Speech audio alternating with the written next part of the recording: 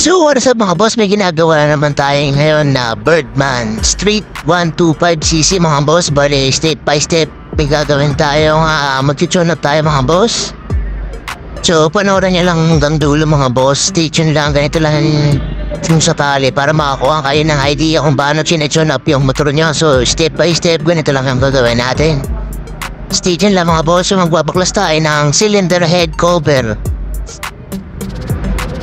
So, ano yan mga boss, may 10mm at saka dalawang 8mm na bolt. So, tatanggalin yan mga boss. So, dito pala makikita nyo na yung makina. So, ito na yung pala yung mga boss, yung intake, rocker arm at saka exhaust rocker arm mga boss. So, panoorin nyo lang yung video natin mga boss. Hanggang dulo, bali, ito nga pala, magbabaklas kayo rito sa may magneto, sa may pan. So, dito nga pala yung makikita yung timing mga boss. Bali, ikot niya to para ma-timing nyo yung sa may intake exhaust. Kailangan hindi gumagalaw yun mga boss. So makita nyo rito mga boss, yung sa may engine niya may sobrang aluminum dito mga boss. So yan, ituturo ko na lang kung ito yung timing mga boss. So yan o, yan. Bali yan sa may babaw. So nililis ko lang yan, yung may lamis na yan.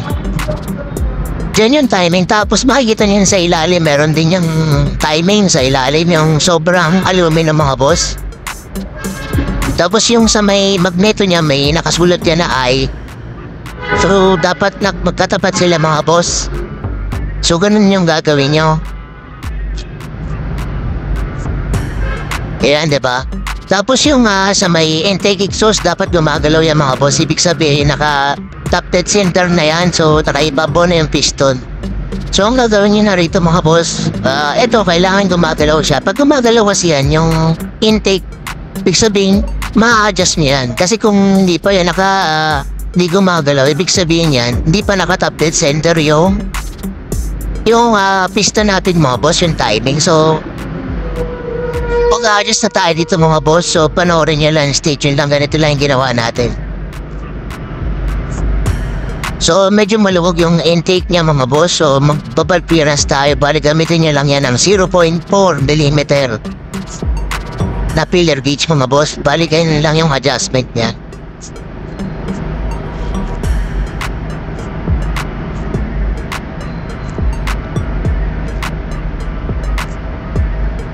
Tapos, kailangan nga pala mga boss, may pasabit dito. Papasabitan niya yung filler gauge kung sakali para mas maganda yung natin. Hindi kailangan na masikip yung filler gauge. Kailangan may pasabit lang ng konti. Tapos gamit kayo ng rubber tools. Bali yan, gamit kong tools dyan mga boss. 8-9 lang naman. Yan lang yung pang-tune up natin mga boss. So luluwagan natin itong exhaust.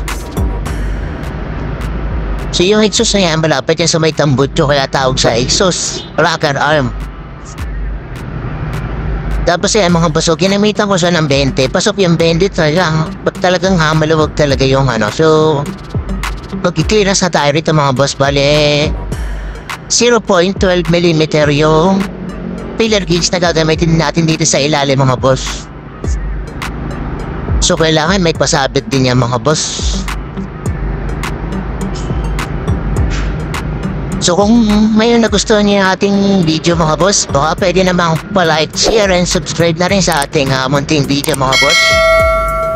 So kung gusto niya pala mga paggawa ng motor, bari andyan lang yung video natin. Marami tayong video yan na ginawa about sa troubleshooting ng mga motor. Panoodin niyo lang yan mga boss. So tight lang natin to mga boss.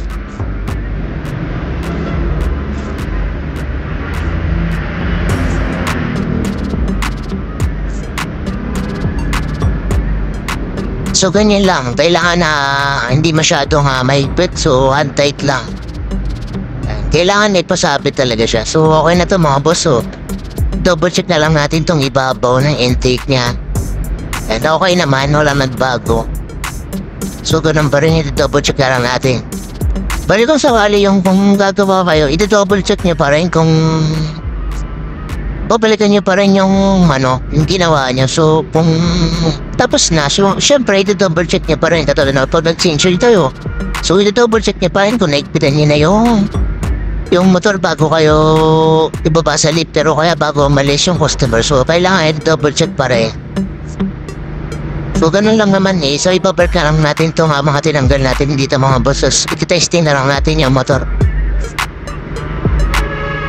So kung gusto nga pala magpagawa mga boss, malapit tayo sa Motor Trade, Sampaloc, Espanya, Lacson nga pala tayo mga boss.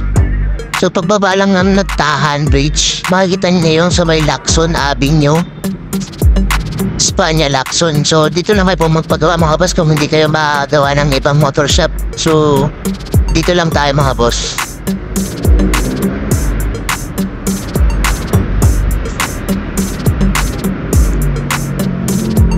So, kung nga palang kalimutan ipalit yung hose, tsaka yung dalawang 8mm, tapos yung 10mm na bolt, kailangan maigpitan niya ng maayos yan mga boss. Kasi kung hindi niya maigpitan ng maayos yan, pwedeng mag-leak yung langis. So, i-double check niya pa rin yung cylinder head cover kung naipit yung gasket. So, kailangan na papaanda rin yun yan muna talaga.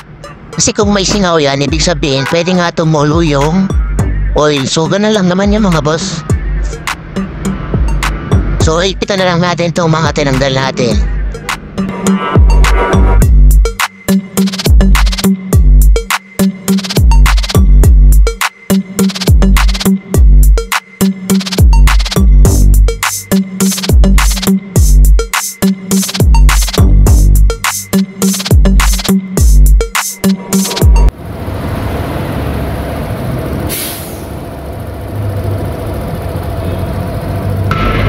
Tapos mag-testing na tayo mga boss. So, goods na to mga boss. Baliin yung timing masaya pa po mga boss, at tandaan nyo, ayan yung timing niya. Eh, sobrang aluminum na yan, no? So, yun yung timing. So, ganun lang mga boss, para hindi na kayo maghirap maghanap ng timing.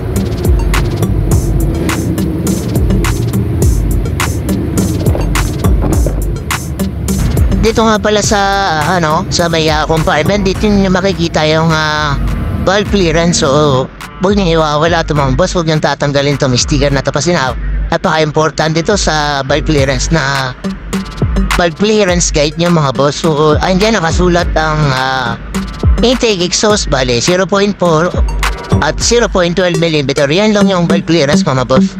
So andyan lang yan sa compartment nyo, kaya huwag nyo iwawala yung sticker na yan kasi napaka-importante yan. So dito nga pala tayo mga boss, kaya ito yung mga tatanggalin yung tornilyo. Ayan, dalawang 8mm at tatlong screw. So yamat niya din ito para matanggal yung screw. So ipabalik na lang din natin yan mga boss. So dito na lang yung video natin mga boss. Thank you and goodbye. Maraming salamat sa panonood.